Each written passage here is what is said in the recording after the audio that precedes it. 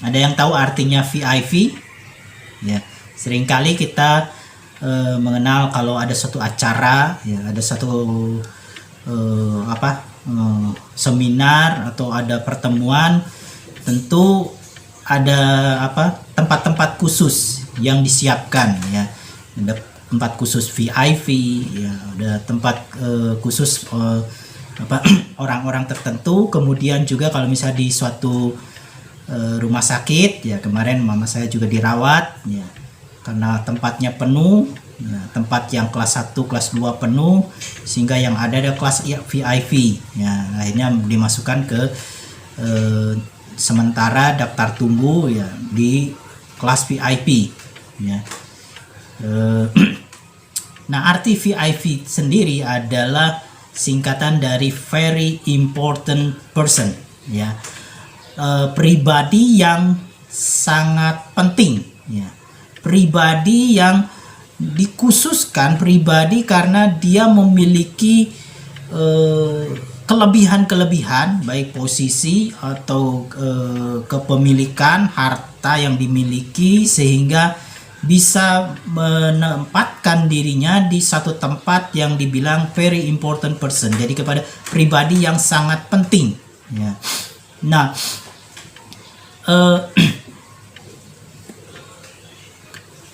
kondisi kita, ya, kondisi Bapak Ibu Saudara dan saya seringkali memandang diri kita sendiri, kita berpikir bahwa berhak nggak saya berada di posisi sebagai orang yang penting, ya. Karena kita memikirkan ada keterbatasan dalam diri kita, ya, keterbatasan kepemilikan, keterbatasan status sosial, keterbatasan ekonomi, keterbatasan jabatan atau pangkat dalam diri kita, sehingga kita tidak berani memposisikan diri sebagai orang VIP, ya. Tidak berani memposisikan diri kita sebagai orang yang penting, ya. Dan akibat tidak ada keberanian itu, tidak ada keberanian untuk memposisikan diri kita sebagai orang penting, maka yang terjadi adalah kita menjadi orang yang minder, ya, minder atau rendah diri. Nah, di dunia selebritis kita berpikir bahwa orang-orang yang berada di dunia selebritis itu orang-orang yang penting, ya, orang-orang yang bisa memposisikan dirinya sebagai orang yang VIP, ya. Namun dalam kenyataannya, saudara, ternyata selebritis juga mereka memiliki, beberapa selebritis memiliki penyakit rendah diri ini, ya. Misalnya Mariah Carey, ya. Mariah Carey ini seorang selebritas yang cukup dikenal di Amerika, bahkan mendunia, ya, dengan lagunya yang begitu melengking, yang begitu indah. Namun di wawancara, dalam sebuah wawancara, dia menyatakan bahwa sebenarnya saya ini rendah diri, ya, untuk berada di panggung, untuk berada di tengah orang banyak. Dia tidak pede, dia tidak bisa punya keberanian untuk bisa berdiri dengan percaya diri, ya. Ada suatu keberadaan di dalam dirinya bahwa dia rendah diri, ya. Dia takut, dia tidak percaya diri untuk bisa berada di tengah orang banyak, ya. Demikian juga dengan Jennifer Lopez, ya. Jennifer Lopez juga demikian, dia mengalami masalah yang namanya low self esteem, ya, atau perasaan rendah diri, ya. Nah, Bapak Ibu Saudara, bahwa keterbatasan kita seringkali membatasi kita, membuat kita menjadi orang yang rendah diri, ya. Membuat kita menjadi orang yang tidak pede, tidak percaya diri, ya. Kita merasa, aduh saya nggak bisa, aduh saya tidak mampu, aduh saya merasa tidak punya keberadaan yang membuat kita merasa tidak bisa apa-apa, ya. Nah, keberadaan kita yang terbatas itu menghasilkan dua respon, ya, dua respon bahwa yang pertama, respon terhadap keterbatasan kita, yang pertama bisa bersikap positif, yaitu kita menjadi rendah hati, ya. Rendah hati, di mana kita menjadi dalam bahasa Inggris humble, jadi rendah hati gitu kan. Nah, lalu yang kedua, keterbatasan kita juga memberikan respon yang negatif, ya.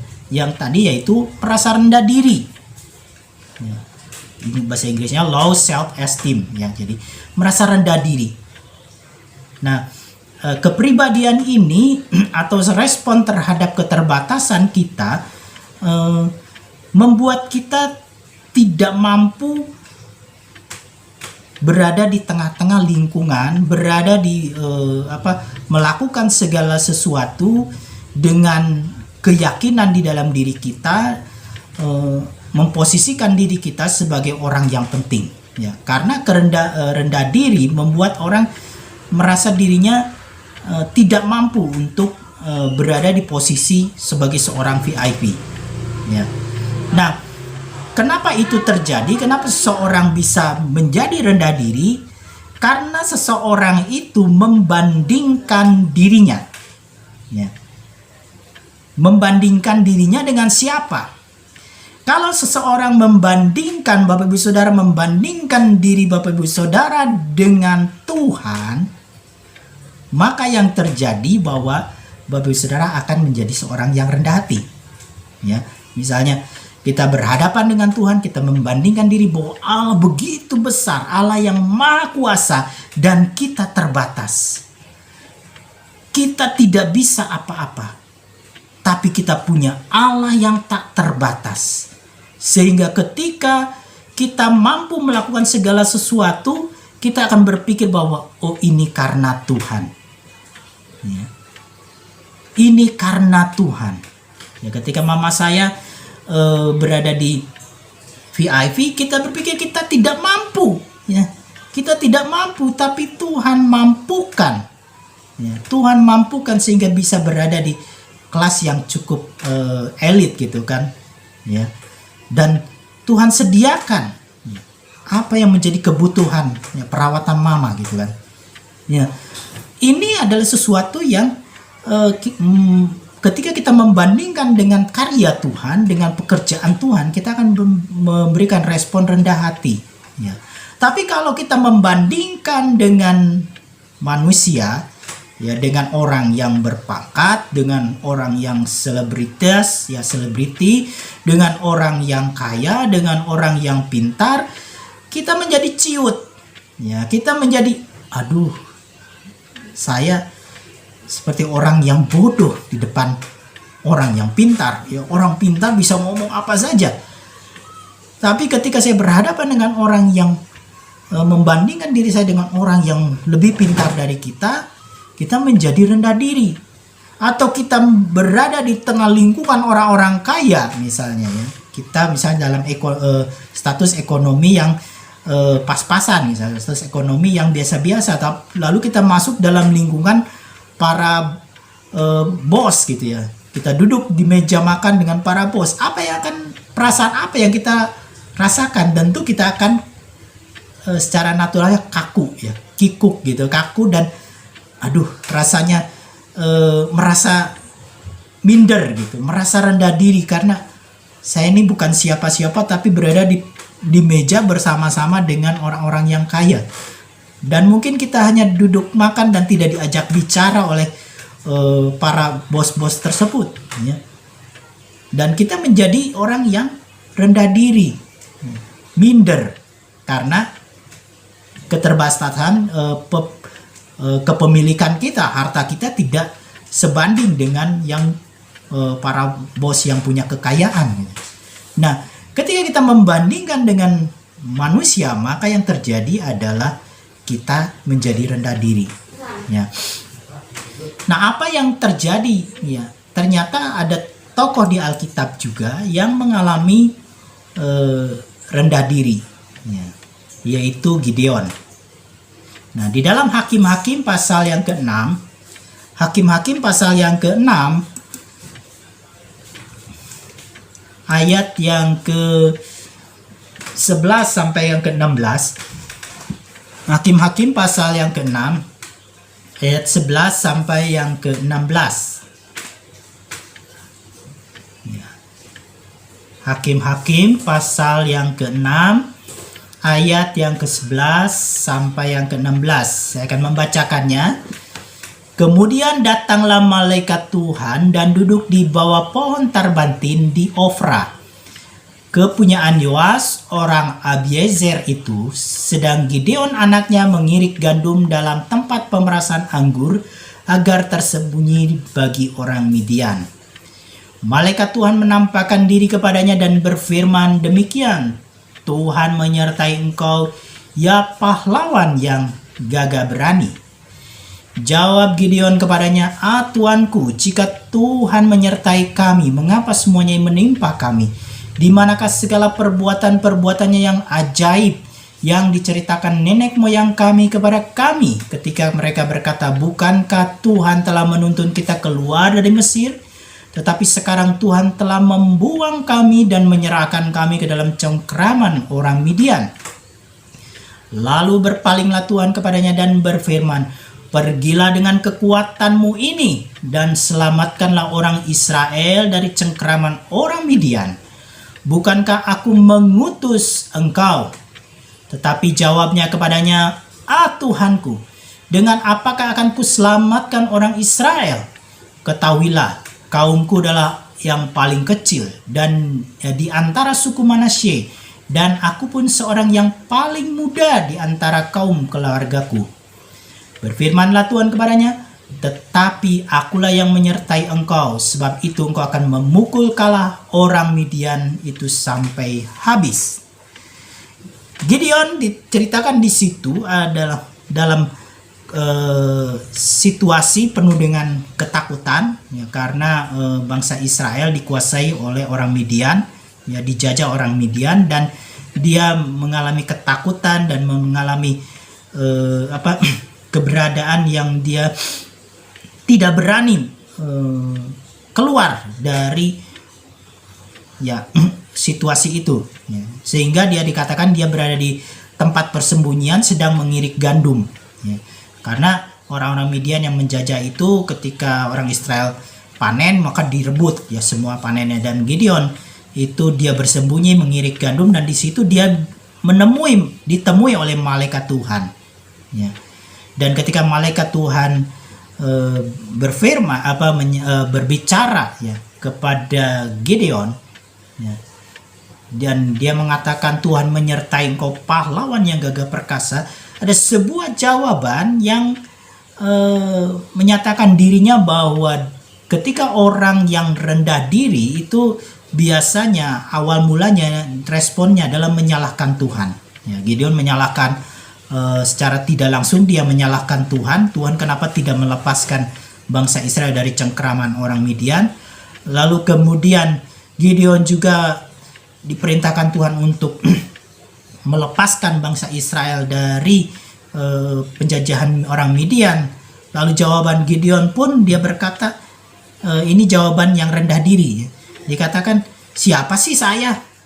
Masa saya bisa mampu untuk mengalahkan orang Midian? Saya ini dari suku Israel yang terkecil, dari suku Manasye, suku yang kurang dianggap, bukan suku tentara. Kalau suku yang dianggap pasukan yang kuat kan Yehuda, kemudian suku yang lain Ruben, ya, suku-suku yang lain, ya, yang dianggap sebagai suku yang terlatih, ya, di dalam berperang. Ya, Manasye itu adalah anak Yusuf yang dianggap tidak punya kemampuan apa-apa, ya. Lalu kemudian dikatakan oleh Gideon, dia berkata, saya ini juga masih muda yang masih dari keluarga yang istilahnya keluarganya dia yang paling muda, mungkin yang paling bungsu, yang dianggap anak ingusan, anak bawang, ya, anak yang belum bisa berbuat apa-apa, ya, sehingga disuruh ayahnya hanya untuk membantu mengirik gandum, ya, bukan untuk berperang, bukan untuk melakukan pengamanan buat bangsanya. Ya, dia hanya disuruh bekerja untuk rumah tangganya, ya, mungkin membantu ibunya, ya, berada di dapur, ya. Nah, dia berkata, saya ini siapa? Saya ini tidak bisa berbuat apa-apa, ya. Nah, ini juga yang seringkali terjadi di dalam diri Bapak Ibu Saudara dan saya, ya. Saya juga pernah mengalami yang namanya rendah diri, ya. Ketika saya lulus kuliah di ya kimia tekstil, ya, rekan-rekan saya yang sudah bekerja di tekstil, ya, berhasil, ya, dia sudah mempunyai posisi yang bagus sebagai marketing, sebagai orang-orang yang sales yang bekerja di posisi yang bagus, ya. Sedangkan pada saat itu saya belum bekerja dengan punya pekerjaan yang pas, gitu kan. Nah, ketika saya bertemu dengan rekan-rekan saya, ada perasaan minder, ya, kata perasaan rendah diri. Ditanya sudah kerja di mana, di pabrik mana, saya tidak berani menjawab dengan keberanian yang lantang, gitu kan. Ada perasaan rendah diri, ya. Dan perasaan-perasaan itu seringkali terjadi ketika kita mencoba membandingkan diri kita dengan orang lain, ya. Nah, bagaimana mengatasi, ya, respon, bagaimana kita mengatasi perasaan rendah diri tersebut? Mari kita akan melihat ada 3 hal yang Tuhan sampaikan melalui Gideon, ya, untuk mengatasi rasa rendah diri tersebut. Yang pertama, melihat diri kita dari kacamata Tuhan. Tuhan berfirman kepada Gideon, ya, melalui malaikat Tuhan, dia sampaikan bahwa aku menyertai engkau, hai pahlawan yang gagah perkasa. Ya. Dalam kacamata Tuhan, Gideon adalah pahlawan yang gagah perkasa. Sedangkan dari kacamata Gideon sendiri, saya ini dari suku yang terkecil dan saya masih muda, ya. Saya yang paling muda. Tapi Tuhan, kacamata Tuhan memandang Gideon adalah pahlawan yang gagah perkasa, ya. Seringkali kita mencoba memandang diri kita, dari kacamata diri kita sendiri. Ya, tentu memang ketika kita menggunakan kacamata kita melihat memang kita punya keterbatasan, ya. Keterbatasan kepemilikan kita, keterbatasan status sosial, keterbatasan kemampuan, mungkin kemampuan berbicara, keterbatasan pengetahuan kita. Ada banyak keterbatasan yang kalau kita lihat dengan kacamata diri kita nih punya banyak kekurangan.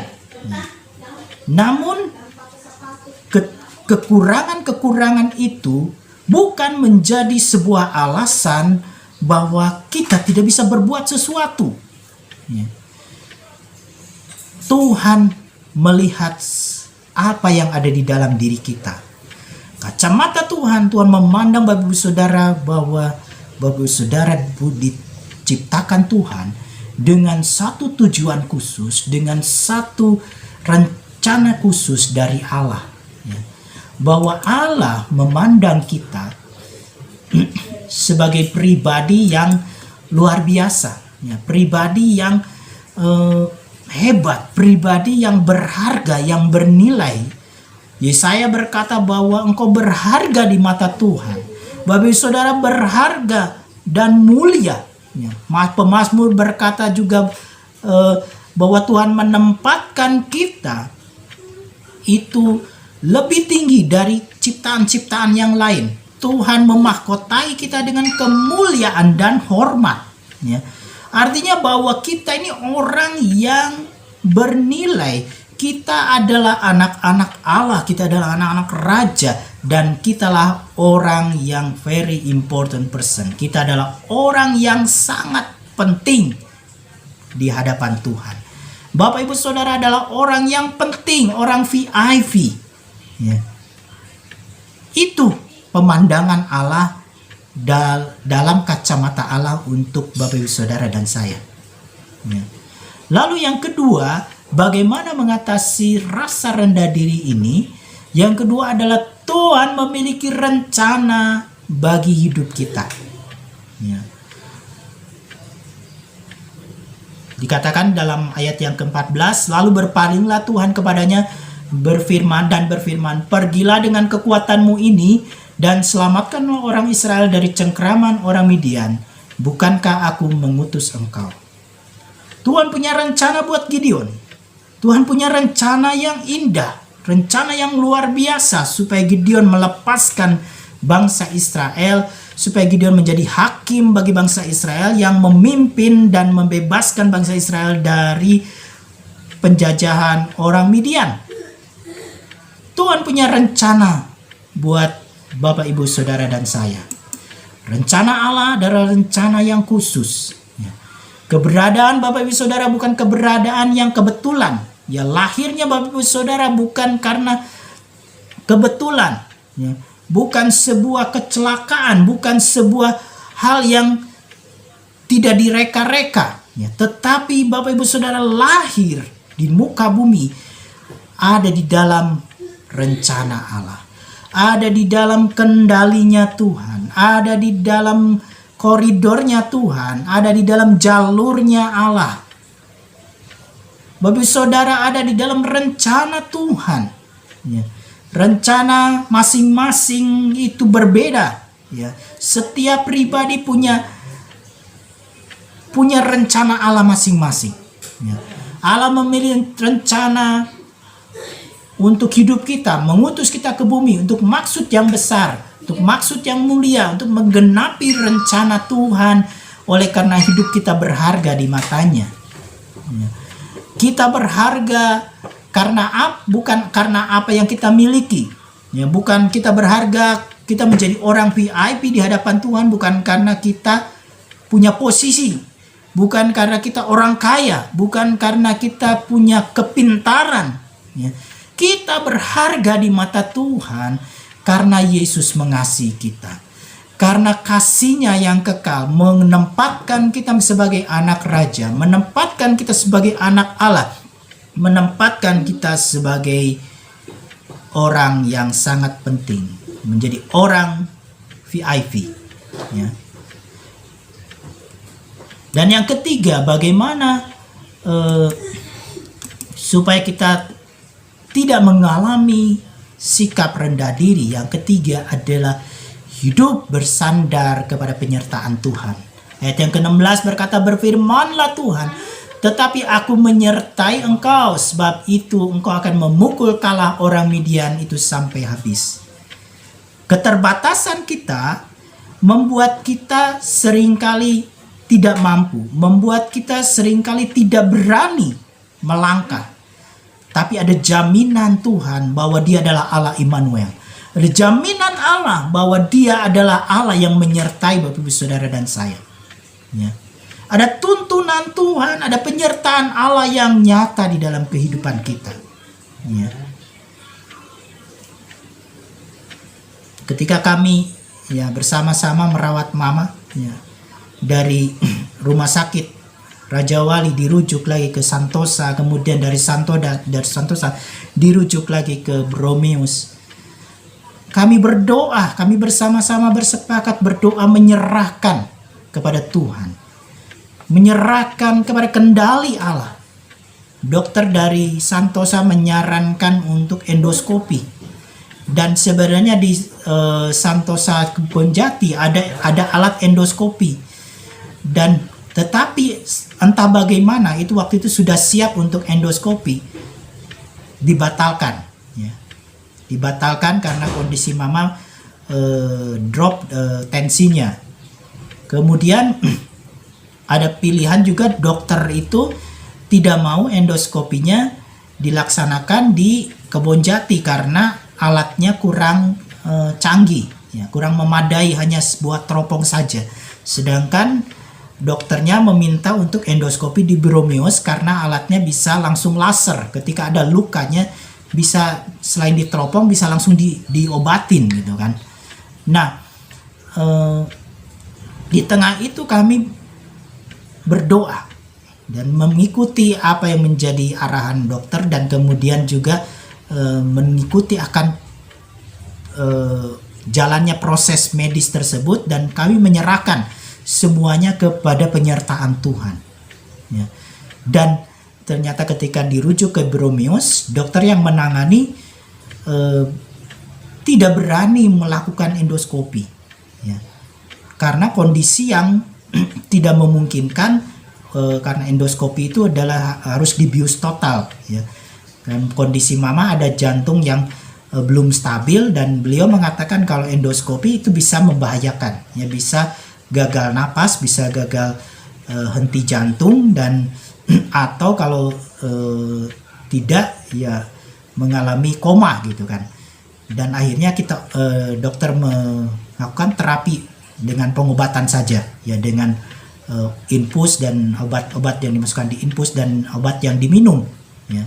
Dan puji Tuhan, ya, lambungnya sekarang sudah pulih, ya, tidak lagi pendarahan, ya, hanya sekarang sedang perawat mencoba pengobatan jantungnya, ya. Kemarin CT scan karena melihat ada hipertensi di paru-paru, penyebab bagaimana kenapa jantungnya bengkak, kemudian sesak napas, dan sedang menunggu, ya, hasil CT scan-nya gitu kan.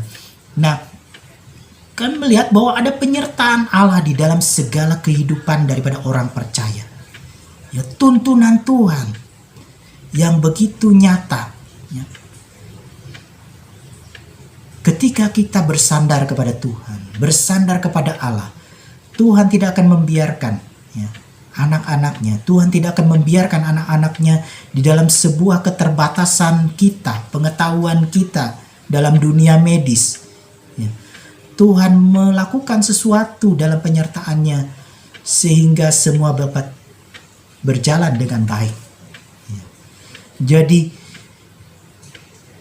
Bapak Ibu Saudara, serahkan hidup kita kepada penyertaan Tuhan, bersandar dalam segala sesuatu, ya, bahwa Tuhan pegang kendali, Tuhan yang memegang kendali atas kehidupan kita. Karena kita adalah orang VIP. Kita orang yang sangat penting di hadapan Tuhan, ya. Bapak Ibu Saudara, kita adalah anak raja. Setiap kita anak Tuhan, dan setiap anak Tuhan adalah seorang VIP, seorang very important person, seorang yang sangat penting. Jadi kita tidak perlu untuk merasa rendah diri. Kita tidak perlu untuk merasa mengatakan diri kita tidak bisa berbuat apa-apa, karena kita punya Tuhan. Kita punya Allah yang sanggup menolong kita, yang sanggup menyertai kita. Tuhan yang membuat kita, memampukan kita di dalam segala sesuatu, ya. Dan ketika kita menjadi orang yang penting, bukan berarti kita juga menjadi sombong, ya. Bukan juga kita merasa terlalu percaya diri, ya. Kita mencoba menggunakan akal pikiran sendiri, tapi kita harus tetap membandingkan diri kita dengan Allah. Karena segala sesuatu kemampuan yang kita miliki bersumber daripada Allah, sehingga kita menjadi orang yang rendah hati. Tidak rendah diri, tapi kita menjadi rendah hati. Dan membuat kita juga ketika kita menjadi yakin akan diri kita, menjadi posisi yang VIP, kita tidak menjadi orang yang congkak, ya, orang yang sombong, ya. Ketika orang congkak juga sama, dia tidak mencoba mengendalikan dirinya kepada Tuhan, yang merasa dirinya dengan akal pikirannya mampu melakukan segala sesuatu, ya. Nah, Bapak Ibu Saudara, Kita bersyukur bahwa Tuhan menempatkan kita menjadi orang yang penting, ya, orang yang berharga di mata Tuhan. Biarlah firman Tuhan ini boleh mendorong kita, memberikan semangat kepada kita menjadi orang-orang yang penting di mata Tuhan. Terima kasih Bapa, terima kasih Tuhan. Kiranya berkat dari Allah Bapa, cinta kasih daripada Tuhan Yesus Kristus, serta persekutuan dengan Roh-Nya yang kudus akan menyertai kita mulai hari ini sampai Tuhan Yesus datang kembali. Di dalam nama Tuhan Yesus Kristus kami berdoa. Amin.